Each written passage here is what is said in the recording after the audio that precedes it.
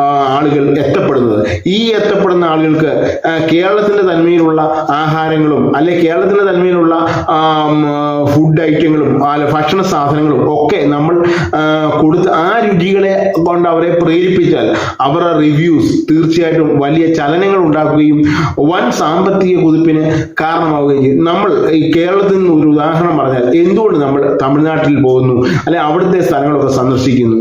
പല കാരണങ്ങളുണ്ട്. ഒന്ന്, ക്ഷേത്രങ്ങളാവാം, ദേവാലയങ്ങളാകാം, അല്ലെങ്കിൽ മോസ്കുകളാകാം. ഇത് സന്ദർശിക്കുന്നതിനോടൊപ്പം വ്യത്യസ്തമായൊരു ഭാഷ, വ്യത്യസ്തമായൊരു ശൈലി, അതായത് കേരളത്തിന്റെ അതിർത്തി കഴിയുമ്പോഴേക്കും വ്യത്യസ്തമായ ഭാഷാ ചലനങ്ങളുടെ ഒരു വ്യത്യസ്ത തരംഗ രൂപേണ നമ്മളെ ആകർഷിക്കുന്നു. അതുപോലെ അവരുടെ വിനയം, അവരുടെ സംസാര ശൈലി, അവരുടെ അതിന്റെ രീതികൾ, വസ്ത്രം ഉടുക്കുന്ന രീതികൾ, അതുപോലെ തന്നെ അവിടുത്തെ വിവിധ കമ്മ്യൂണിറ്റികളുടെ വിവിധ സാംസ്കാരിക രീതികൾ, ഇതെല്ലാം നമ്മളൊരു ബസ് യാത്രയിലോ ഒരു